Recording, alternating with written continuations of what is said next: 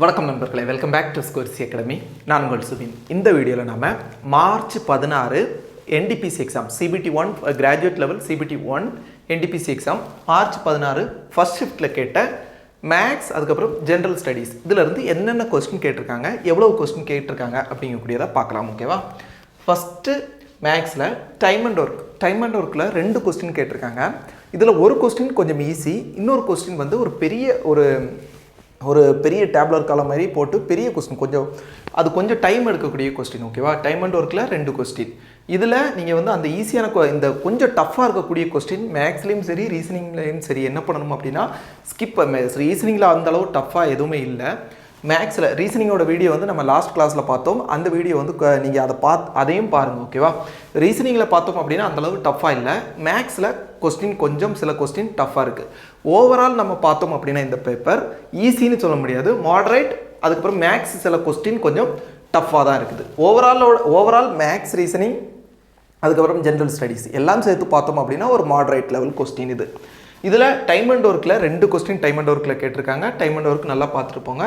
அதுக்கப்புறம் ட்ரெயினில் இருந்து ஒரு கொஸ்டின் கேட்டிருக்காங்க. டைம் அண்ட் டிஸ்டன்ஸில் ட்ரெயினில் ஒரு கொஸ்டின். இது எப்படின்னா ரொம்ப பேசிக்கான கொஸ்டின். எப்படின்னா 2 ட்ரெயின் ஆப்போசிட் டைரக்ஷனில் வருது. அது ஒரு ட்ரெயினோட 2 ட்ரெயினோட ஸ்பீடும் கொடுத்துட்டாங்க. ஸ்பீடும் கொடுத்து அது எவ்வளவு டைமில் அது போகுது, அதை 2ம் கடந்து போகிறதுக்கு எவ்வளோ டைம் ஆகும் அப்படின்னு கொடுத்துட்டாங்க. S1 கொடுத்துட்டாங்க, அதுக்கப்புறம் S2ம் கொடுத்து எவ்வளவு டைம் ஆகும் அப்படின்னு கொடுத்துட்டாங்க. டிஸ்டன்ஸ் என்ன, டோட்டல் டிஸ்டன்ஸ் என்னன்னு கேட்டிருக்காங்க. அந்த ட்ரெயினோட டோட்டல் லென்த் என்ன அப்படின்னு கேட்டிருக்காங்க. டிஸ்டன்ஸ் ஈக்குவல் டு என்ன வரும்? Distance equal to speed into time. Opposite டைரக்ஷனில் வரும்போது நம்ம இந்த 2 S1 S2 ரெண்டையும் ஆட் பண்ணி டைம் எவ்வளோ கொடுத்துருக்காங்களோ அது கூட மல்டிப்ளை பண்ணால் நமக்கு ஆன்சர் வந்துடும். நம்ம இந்த ஸ்பீடு வந்து நமக்கு கிலோமீட்டர் பெர் ஹவரில் கொடுத்துருப்பாங்க, டைம் செகண்டில் கொடுத்துருப்பாங்க. ஸோ நம்ம என்ன பண்ணணும் அப்படின்னா இதையுமே நம்ம மீட்டர் பெர் செகண்டுக்கு கன்வெர்ட் பண்ணணும். இப்போது கிலோமீட்டர் பெர் ஹவர் அதை நம்ம மீட்டர் பெர் செகண்டில் கன்வெர்ட் பண்ணணும் அப்படின்னா 5/80 மல்டிப்ளை பண்ணால் போதும். ஓகேவா? கிலோமீட்டர் பெர் ஹவரில் இருக்கக்கூடியதை நம்ம மீட்டர் பெர் செகண்டில் கன்வெர்ட் பண்ணுறதுக்கு 5/80 மல்டிப்ளை பண்ணணும். அதுவே மீட்டர் பெர் செகண்டில் இருக்கக்கூடியதை கிலோமீட்டர் பெர் ஹவராக கன்வெர்ட் பண்ணணும் அப்படின்னா 18/5 மல்டிப்ளை பண்ணால் நமக்கு அது கிடச்சிரும். இது ரொம்ப பேசிக்கான கொஸ்டின். டைம் அண்ட் டிஸ்டன்ஸில் ட்ரெயினில் இருந்து கேட்டது. இன்னொரு கொஸ்டின் என்னென்னா டைம் அண்ட் டிஸ்டன்ஸ்லேயே போட் அண்ட் ஸ்ட்ரீமில் வந்து கேட்டிருக்கக்கூடிய கொஸ்டின். இது எப்படி கேட்டிருந்தாங்க அப்படின்னா டிஸ்டன்ஸ் கொடுத்துட்டாங்க. அப்ஸ்ட்ரீமில் எக்ஸாக்ட் வேல்யூ தெரியல, ஆனால் இந்த மெத்தடில் ஒரு கொஸ்டின் கேட்டிருக்காங்க. ஓகேவா? அப்ஸ்ட்ரீமோட ஸ்பீடு வந்து ஒரு 25 கிலோமீட்டர் பெர் ஹவர். அப்ஸ்ட்ரீமில் ஒரு போட்டு அப்ஸ்ட்ரீமில் போகுது, நீர் வரக்கூடிய திசைக்கு எதிர் திசையில் போகும்போது 25 கிலோமீட்டர் பெர் ஹவரில் போகுது. சேம் டைரக்ஷனில் வரும்போது அந்த வாட்டர் எந்த டைரக்ஷனில் போதோ அதே டைரக்ஷனில் வரும்போது அது டவுன் ஸ்ட்ரீம் அப்படின்னு சொல்லுவோம். டவுன் ஸ்ட்ரீமில் ஒரு 30 கிலோமீட்டர் பெர் ஹவரில் வருது.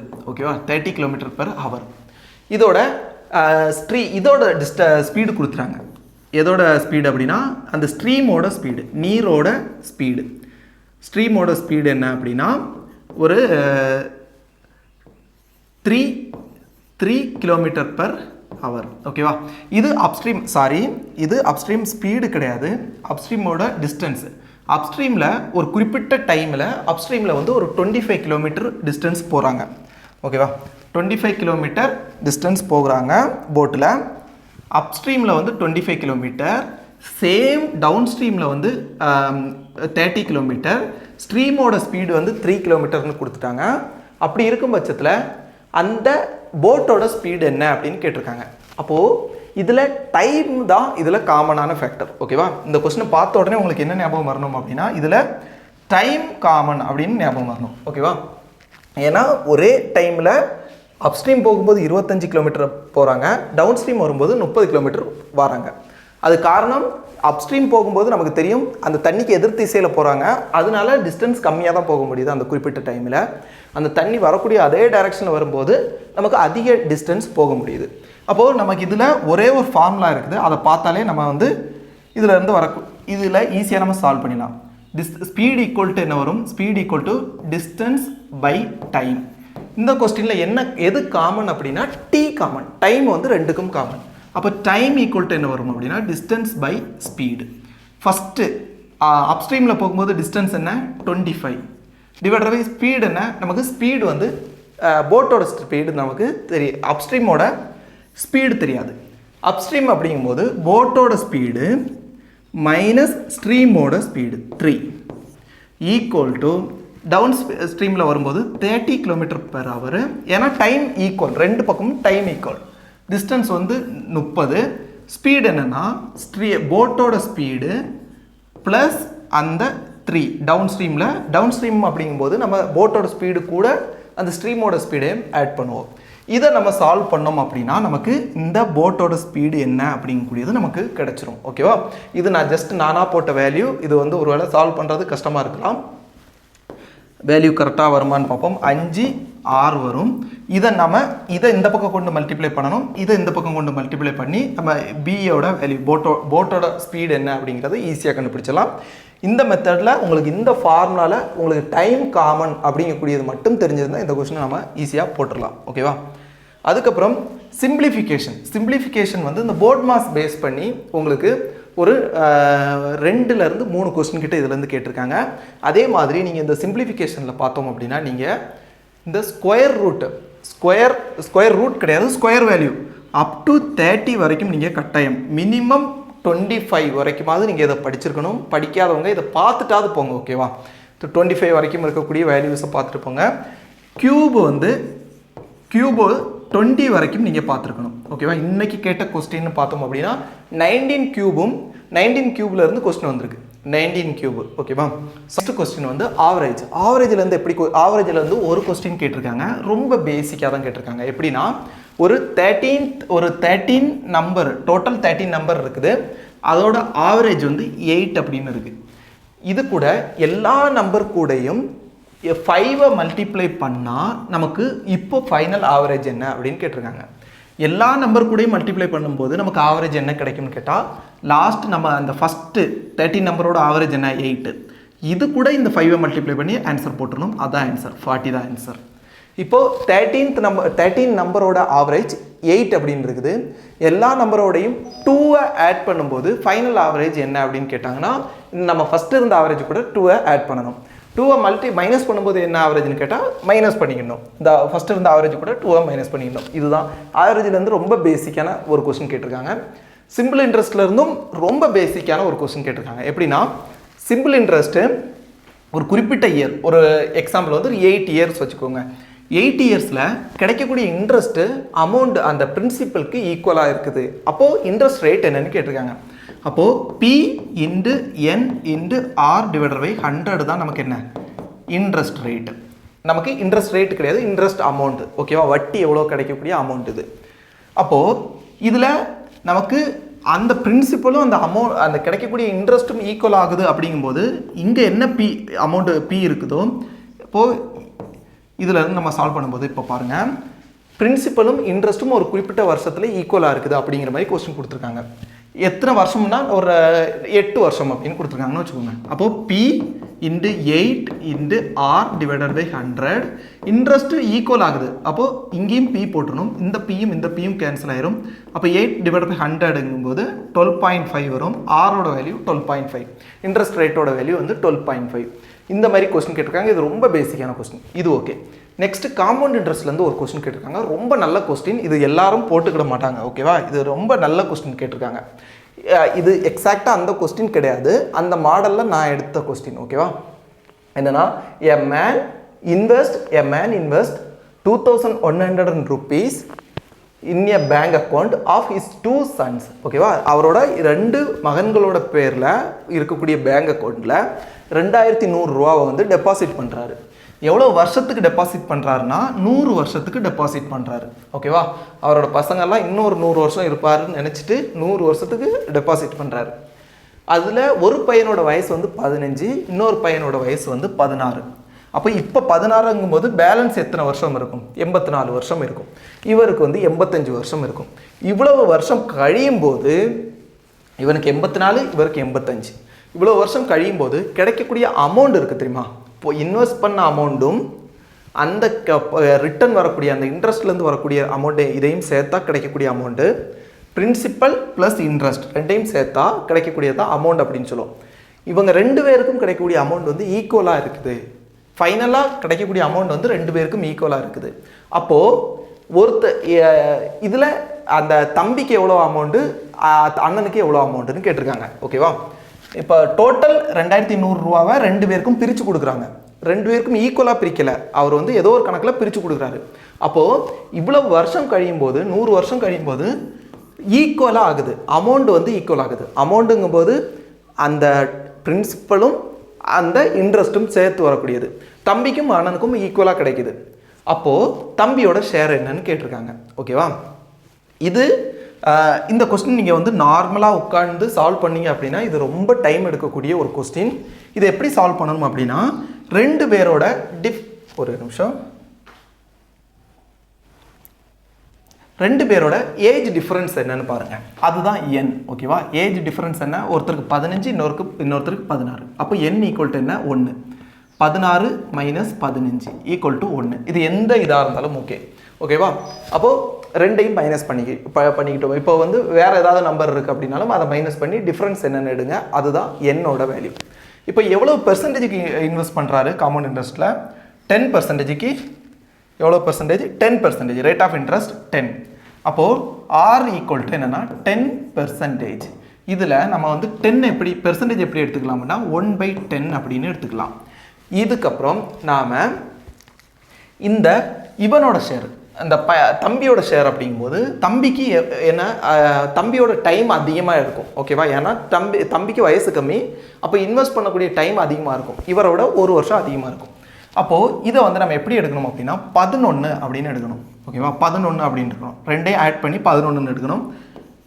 Power n. அதுக்கப்புறம் இதை மட்டும் எடுக்கணும். 10 பவர் n. ஓகேவா? 10 + 1 மேலே இருக்கிறதுன்னு சேர்த்தா 11. இதில் எது அதிகமாக இருக்குதோ அதுதான் அண்ணனோட ஷேர். ஓகேவா? இதில் எது அதிகமாக இருக்குது? 11 பவர் n வந்து அதிகமாக இருக்குது. இது அண்ணனோட ஷேர், இது தம்பியோட ஷேர். ஓகேவா? எவ்வளோ இது அமௌண்ட்டு. ஓகேவா? இந்த அமௌண்ட் வந்து யாருக்கு டைம் அதிகமாக இருக்குதோ அவங்களுக்கு அமௌண்ட்டு கம்மியாக இருக்கும் அப்படின்னு வச்சுக்கோங்க. அப்போ இதில் அமௌண்ட் பார்த்தோம் அப்படின்னா 10 பவர் nங்கிறது கம்மி. அப்போ இது யாருக்கு இருக்கும்? தம்பிக்கு இருக்கும். தம்பியோட டைம் அதிகம், தம்பிக்கு வயசு அதிகமாக இருக்குது, அதிக டைம் இன்வெஸ்ட் பண்ண முடியும். ஓகேவா? அப்போது இந்த என்னோட வேல்யூ என்ன? 1. அப்போ 11 பவர் 1 10 பவர் 1. அப்போது இதில் அண்ணனோட ஷேர் என்ன வருது? அண்ணனோட ஷேரு, அண்ணனுக்கு டைம் கம்மி, அப்போ ஷேர் அதிகமாக இருக்கும். அண்ணனுக்கு ஷேரு 11, தம்பிக்கு இது எல்டருக்கு ஷேர் வந்து 11, யங்கருக்கு ஷேர் வந்து 10, டோட்டல் 21. அப்போது அந்த 21 பார்ட்டு தான் நமக்கு 21 பார்ட்டு தான் என்னென்னா அவங்க அப்பா கொடுத்த 21,000. அப்போது ஒரு பார்ட் என்ன அப்படின்னா 21,100 டிவைடட் பை 21 அடி கொடுத்தா நமக்கு வந்து 100 கிடைக்கும். இதில் அண்ணனோட ஷேர் என்னன்னு கேட்டாங்கன்னா இந்த 100 × 11. தம்பியோட ஷேர் என்னன்னு கேட்டாங்கன்னா இந்த 10 × 100. ஓகேவா? அப்போ அண்ணனுக்கு ஷேர் என்ன வரும்? 1100. தம்பிக்கு 1000 ரூபா வரும். ஓகேவா? டோட்டல் 2100. இதில் இந்த ஃபார்முலா மட்டும் உங்களுக்கு ஞாபகம் இருந்தால் போதும். என்னென்னா அதை இந்த கொடுத்துருக்கக்கூடிய பெர்சன்டேஜை வந்து ஃப்ராக்ஷனாக கன்வெர்ட் பண்ணணும். 1/10 இதை ஃப்ராக்ஷனை கன்வெர்ட் பண்ணணும் அப்படின்னா என்னன்னா டிவைடட் பை 100 போடணும். ஓகேவா? என்ன பெர்சன்டேஜ் கொடுத்துருக்காங்களோ அதை டிவைடட் பை 100 போட்டோம்னா ஃப்ராக்ஷனாக கன்வெர்ட் ஆகும். அந்த ஃப்ராக்ஷனாக கன்வெர்ட் ஆனதில் நம்ம என்ன பண்ணணும் அப்படின்னா பேசிக்காக கீழே இருக்கக்கூடியதை அப்படியே எடுத்துக்கணும். இன்னொன்று வந்து இதையும் ஆட் பண்ணி அந்த வேல்யூவும் எடுத்துக்கணும். அதோட பவர் என்ன அப்படின்னா இந்த டிஃபரன்ஸ், இதுதான் ஷேர். ஓகேவா? அதில் யாருக்கு வயசு கம்மியாக இருக்குதோ அவங்களுக்கு ஷேரு கம்மியாக இருக்கும். யாருக்கு வயசு அதிகமாக இருக்குதுன்னா என்ன அர்த்தம்? அவங்களுக்கு டைம் கம்மின்னு அர்த்தம். இன்வெஸ்ட் பண்ணக்கூடிய அந்த டைம் கம்மி அப்படின்னு அர்த்தம். அப்போ வயசு அதிகமாக இருக்கிறவங்களுக்கு ஷேர் அதிகமாக இருக்கும். ஓகேவா? இவ்வளோதான் இந்த கொஸ்டின். இது வந்து ரொம்ப நல்ல கொஸ்டின் இது. ஓகேவா? இது நிறைய பேர் அட்டன் பண்ணிக்க மாட்டாங்க. நெக்ஸ்ட் வந்து மென்சுரேஷன்லேருந்து 3 கொஸ்டின் கிட்ட கேட்டிருக்காங்க. ஓகே, இதில் 3 கொஸ்டின் அப்படிங்கும்போது என்னென்ன கொஸ்டின் அப்படின்னு பார்ப்போம். எந்தெந்த மாதிரி கேட்டிருக்காங்க அப்படின்னா இது எத்தனாவது ஸ்லைடு? 11.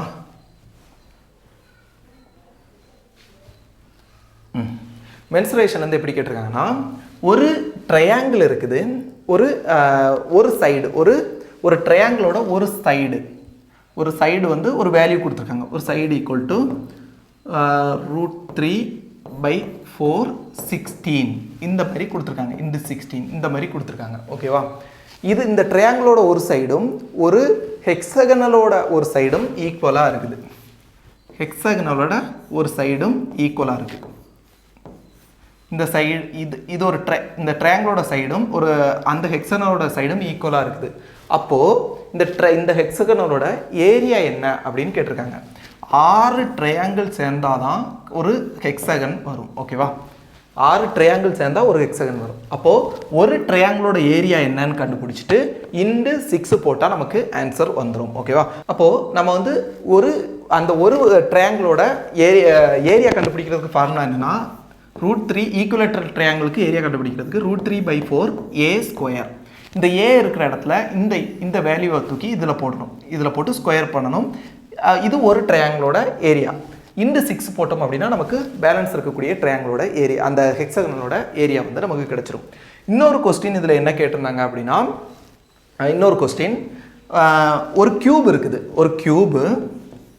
ஒரு கியூப் இருக்குது. அதோட சைடு வந்து ஒரு 8 மீட்டர். இதை கட் பண்ணி இதில் இருந்து இன்னொரு ஒரு சிலிண்டர் உருவாக்குறாங்க. சிலிண்டரோட ஹைட்டும் கொடுத்துட்டாங்க, அதே மாதிரி ரேடியஸும் கொடுத்து அந்த இந்த கியூபில் இருந்து கட் பண்ணி அந்த சிலிண்டரை உருவாக்குறாங்க. அந்த சிலிண்டரை என்ன பண்ணணும் அப்படின்னா, அப்போது இதுலேருந்து எத்தனை சிலிண்டர் கட் பண்ண முடியுங்கிறத ஃபஸ்ட்டு கண்டுபிடிக்கணும். அதை எதுலேருந்து கண்டுபிடிக்கணும் அப்படின்னா, volume of cube equal to volume of இந்த சிலிண்டர். இதை நம்ம அடி கொடுத்தோம்னா நமக்கு எத்தனை சிலிண்டர் இதிலேருந்து கட் பண்ணலான்னு நமக்கு ஒரு ஆன்சர் கிடைக்கும். ஒரு சிலிண்டர் அந்த பெயிண்ட் அடிக்கிறதுக்கு இவ்வளவு ரூபா. அப்போது டோட்டல் எல்லா சிலிண்டரையும் பெயிண்ட் அடிக்கிறதுக்கு எவ்வளவு ரூபா அப்படின்னு கேட்டிருக்காங்க. ஒரு சிலிண்டரை பெயிண்ட் அடிக்கிறதுக்கு 10 ரூபி அப்படின்னு கொடுத்துட்டு 10ன்னு கொடுக்கல, 14 அப்படிங்கிற மாதிரி கொடுத்துருந்தாங்க. அப்போ எல்லா சிலிண்டரையும் பெயிண்ட் அடிக்கிறதுக்கு என்னன்னு கேட்டிருக்காங்க. அப்போது ஃபஸ்ட்டு எத்தனை சிலிண்டர்னு கண்டுபிடிக்கணும். அதுக்கப்புறம் ஒரு சிலிண்டரோட சர்ஃபேஸ் ஏரியா கண்டுபிடிக்கணும். அந்த சர்ஃபேஸ் ஏரியாவை கண்டுபிடிச்சிட்டு ஒரு சிலிண்டரோட இவ்வளோ சர்ஃபேஸ் ஏரியாவுக்கு அடிக்கிறதுக்கு இவ்வளோ டைமு, இவ்வளோ அமௌண்ட்டு. அப்போ டோட்டல் எல்லா சர்ஃபேஸ் ஏரியாவுக்கும் அடிக்கிறதுக்கு எவ்வளோ அமௌண்ட்டுன்னு கேட்டிருக்காங்க.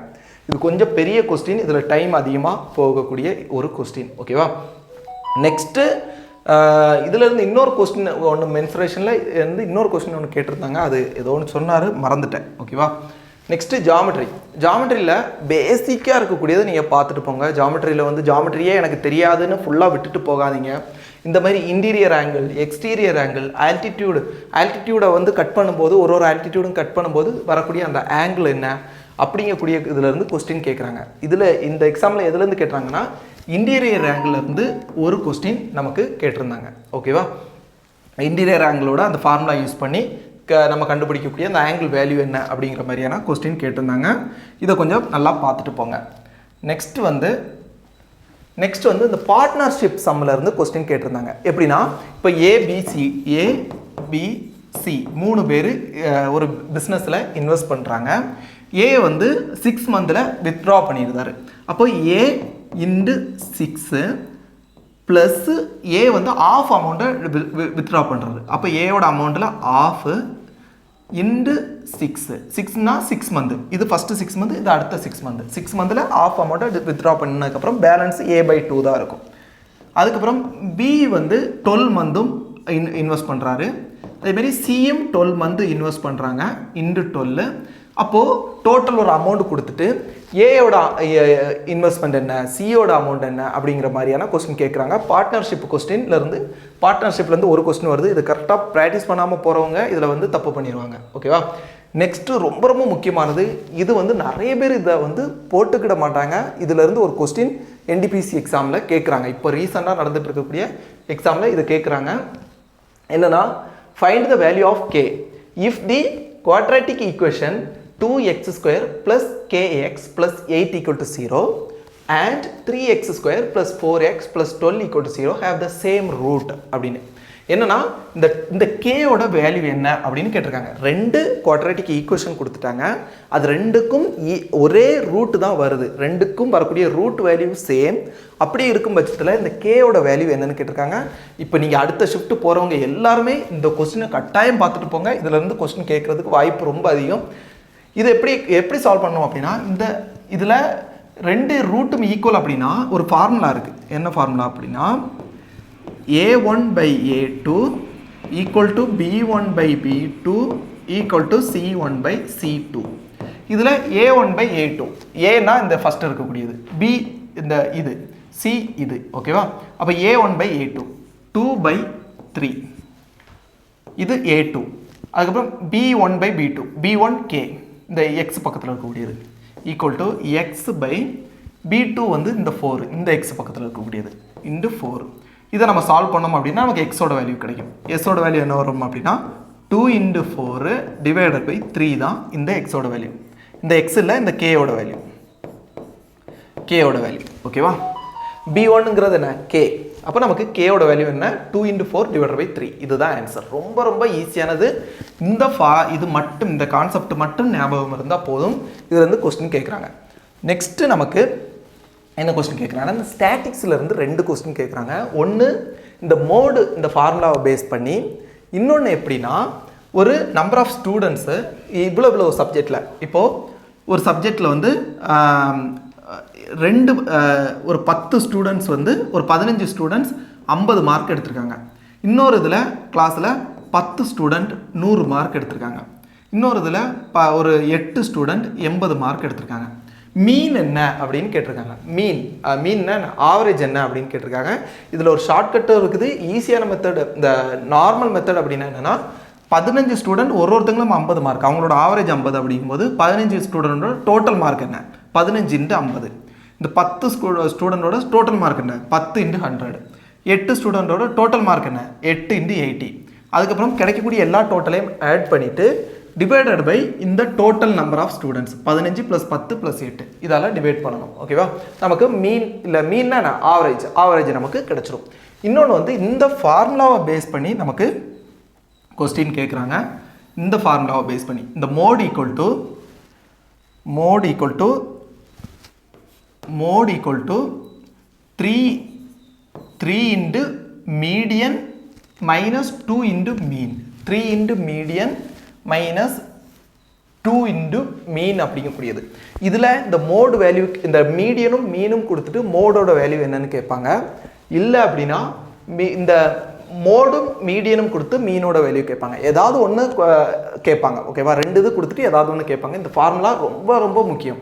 இந்த ஃபார்முலா எப்படி நம்ம தப்பு பண்ணுவோம், எப்படி கன்ஃபியூஷன் ஆகும் அப்படின்னா, எக்ஸாம்பிள் போயிட்டு மீடியன் பக்கத்தில் 3 வருமா, இல்லைன்னா மீன் பக்கத்தில் 3 வருமா, 2ம் 3யும் எங்கே வரும் அப்படிங்கக்கூடிய கன்ஃபியூஷன் ஆகும். ஓகேவா?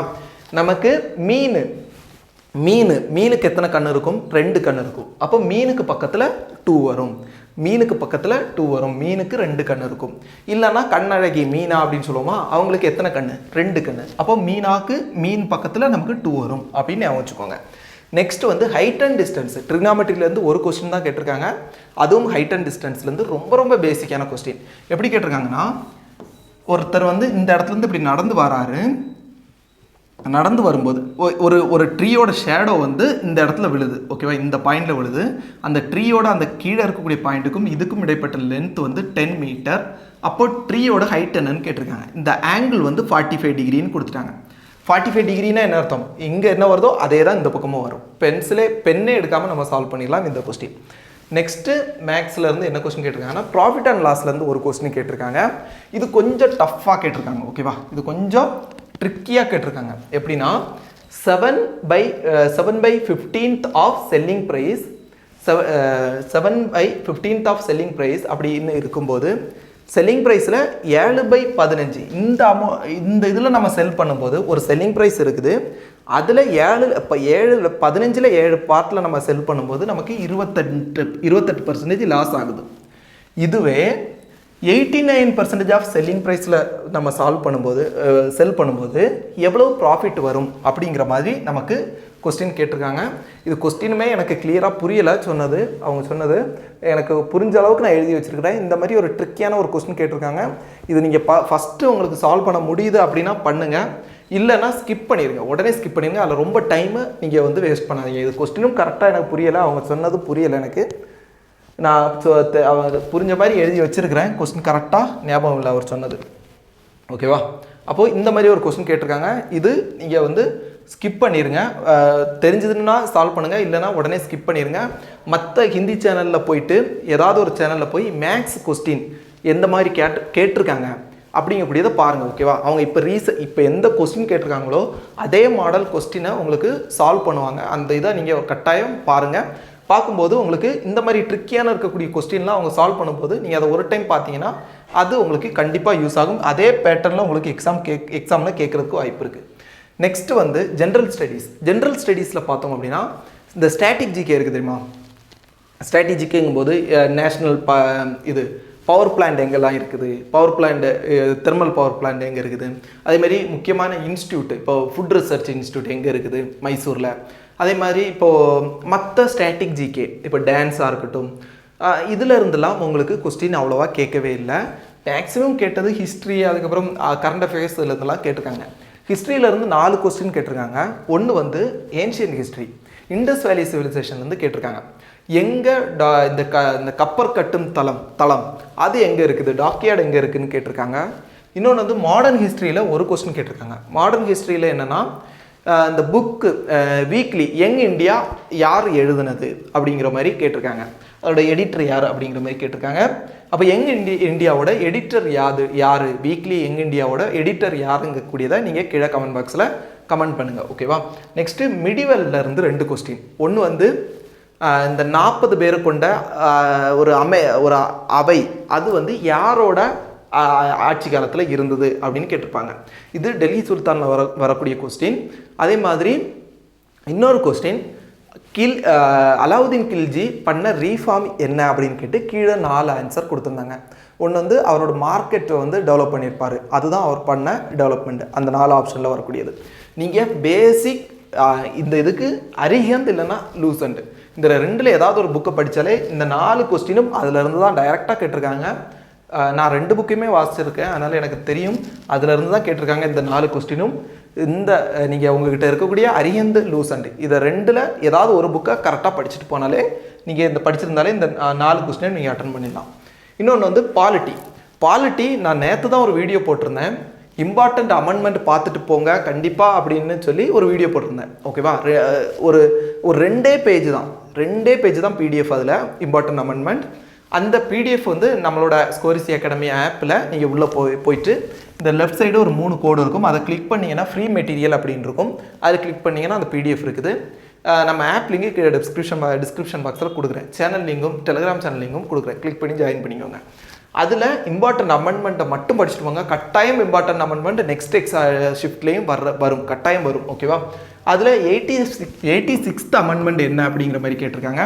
இம்பார்ட்டன்ட் ஆர்டிக்கிள் நான் அமெண்ட்மெண்ட் பார்க்கும்போதே நேற்று சொன்னேன். இம்பார்ட்டன்ட் ஆர்டிக்கிள் ஆர்டிக்கிளில் உள்ளே போய் கேட்குறாங்க அப்படின்னு சொன்னேன். எப்படின்னா இப்போ 39ல் பார்த்தோம் அப்படின்னா 39ல் உள்ளே போய் ABCD அப்படின்னு இருக்குது. அதில் உமன்ஸுக்கும் மென்னுக்கும் ஆண்களுக்கும் பெண்களுக்கும் ஈக்குவல் சேலரி கொடுக்கணும் அப்படிங்கக்கூடியது எந்த ஆர்டிக்கிள் அப்படின்னு கேட்டிருந்தாங்க. 39D. ஓகேவா? அதே மாதிரி உங்களுக்கு நீங்கள் இப்போ அடுத்த ஷிஃப்ட் போகிறவங்களும் இந்த 21ல் கொஞ்சம் நிறைய பாயிண்ட் இருக்கும் ஆர்டிக்கிள் 21ல். அது என்னென்னு பார்த்துட்டு போங்க. அதே மாதிரி இந்த 39ல் உள்ளே இருக்கக்கூடியது பாருங்கள். அதே மாதிரி ஆர்டிக்கிள் 51A ஃபண்டமெண்டல் டியூட்டிஸ், அதில் ஒரு 11 டியூட்டிஸ் இருக்குது. அது வரிசையாக பார்த்துட்டு போங்க. ஓகேவா? 7வது இருக்கக்கூடியது என்ன, 3வது இருக்கக்கூடியது என்னன்னு கேட்பாங்க. அதே மாதிரி ஆர்டிக்கிள் 19 அதுக்குள்ளேயுமே ABCDF வரைக்கும் இருக்குது. அதில் A என்ன, B என்ன, F என்னன்னு பார்த்துட்டு போங்க. Up to 51A article up to 51A வரைக்கும் 1லேருந்து 51A வரைக்கும் கிளியராக பார்த்துட்டு போங்க. அதுக்கப்புறம் இருக்கக்கூடியது இம்பார்ட்டண்ட்டாக மட்டும் பாருங்கள். இது அப் டு 51A வரைக்கும் எல்லாமே முக்கியம். ஓகேவா? இதில் வந்து ஃபண்டமெண்டல் டியூட்டிஸ் வரைக்கும் 1லேருந்து 51A வரைக்கும் இருக்கக்கூடிய ஆர்டிகல் கட்டாயம் பார்த்துட்டு போங்க. அதேமாரி கரண்ட் அஃபேர்ஸ் பார்த்தோம் அப்படின்னா ரொம்ப இப்போ அந்த குரூப் டி எக்ஸாம்லலாம் கேட்ட அளவுக்கு இல்லை, ஓகேவா? அதை விட பேசிக்காக கொஞ்சம் ஈஸியாக தான் கரண்ட் அஃபேர்ஸ் கேட்டிருக்காங்க. கரண்ட் அஃபேர்ஸில் இப்போது லாஸ்ட்டாக நடந்த சாம்பியன் ட்ராஃபி அதில் இந்தியா வின் பண்ணியிருப்பாங்க. அதில் ரன்னர் யார் அப்படின்னு கேட்டிருக்காங்க. இந்தியா யாரை தோக்கடிச்சு வின் ஆகியிருப்பாங்கன்னு கேட்டிருக்காங்க. அதேமாரி agreement, free trade agreement Europe கூட போட்டாங்க. அது எந்த மாதம் அப்படிங்கிற மாதிரி கேட்டிருந்தாங்க, ஓகேவா? நெக்ஸ்ட்டு கம்ப்யூட்டரில் வந்து ஜெனரேஷன் ஆஃப் கம்ப்யூட்டர் எந்த 4th ஜெனரேஷன் கம்ப்யூட்டரில் மெமரி கார்டாக எதை யூஸ் பண்ணியிருப்பாங்க அப்படின்னு கேட்டிருப்பாங்க. அதே மாதிரி கம்ப்யூட்டர் கீயை பற்றி கேட்டிருக்காங்க. இப்போ Ctrl+C Ctrl+V இந்த மாதிரி ஒரு கீ எதுக்கு யூஸ் ஆகுது அப்படிங்கிற மாதிரி ஷார்ட்கட் வந்து கேட்டிருக்காங்க. அந்த கீ ஷார்ட்கட் கம்ப்யூட்டரில் அடிக்கடி கேட்குறாங்க. அதை நீங்கள் கட்டாயம் அடுத்த ஷிஃப்ட் போகிறவங்க பார்த்துட்டு போங்க.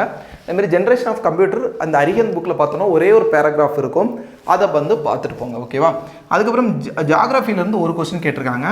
இப்போது என்ன கொஸ்டின் அப்படின்னா, எந்த மாதிரி கொஸ்டின்னா இந்த ரிவர்லேருந்து கொஸ்டின் கேட்டிருக்காங்க, ஓகேவா? ஜியாகிரஃபியில் ரிவர் ரிலேட்டடாக ஒரு கொஸ்டின் கேட்டிருக்காங்க. இவ்வளோதான். இதில் நீங்கள் அந்த ஜியாகிரஃபிலேருந்து கேட்ட கொஸ்டின் அந்த ஆப்ஷனை வாசிக்கும் போதே உங்களுக்கு புரியும், அந்த மாதிரி தான் கேட்டிருக்காங்க.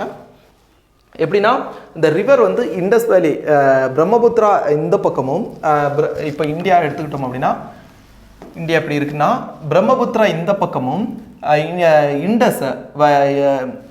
இண்டஸ் ரிவர் வந்து இந்த பக்கமும் வர்றதுக்கு காரணம் என்ன அப்படிங்கிற மாதிரி கேட்டிருக்காங்க. அது இந்த மலைகள் வந்து நம்ம 2 இந்திய கண்டம் வந்து மோதும்போது அந்த மலைகளோட எழுச்சினால தான் இந்த ரிவர் வந்து இந்த மாதிரி ஃப்ளோ ஆச்சுது 2 பக்கமும், ஓகேவா? இது நீங்கள் வந்து ஆப்ஷனை வாசிக்கும் போதே உங்களுக்கு புரியும். ஆப்ஷனில் வந்து பனி உருகிறதுனால அப்படி 2 பக்கமும் பிரிஞ்சு போகுது அப்படிங்கிற மாதிரிலாம் ஆப்ஷனில் இருந்தது. இன்னொன்று வந்து மண் அரிப்புனால அப்படி ரிவர் வந்து 2 பக்கமும் பிரிஞ்சு போகுது அப்படிங்கிற மாதிரி இருந்தது. கட்டாயம் அந்த ஆப்ஷனை இருக்காது. அப்போ இன்னொரு ஆப்ஷன், அந்த மலை மோதி நம்ம இந்திய கண்டம் வந்து மோதி அங்கே இமயமலை மாதிரி எழுச்சி வந்தனால தான் நமக்கு வந்து ரிவர் 2 பக்கமும் மூவ் ஆகுது அப்படிங்கிற மாதிரி, 2 பக்கமும் பிரிஞ்சுது அப்படிங்கிற மாதிரி இருக்கிறது தான் ஆன்சர். அப்போ நீங்கள் சில கொஸ்டின் உங்களுக்கு புரியலை அப்படின்னாலும் கீழே இருக்கக்கூடிய ஆப்ஷனை வாசிச்சு பாருங்கள். அதை பார்க்கும்போதே உங்களுக்கு அந்த இதை நீங்கள் ஆன்சர் பண்ண முடியும். நெக்ஸ்ட் கெமிஸ்ட்ரியிலேருந்து ஒரு கொஸ்டின், பயாலஜிலேருந்து ஒரு கொஸ்டின்.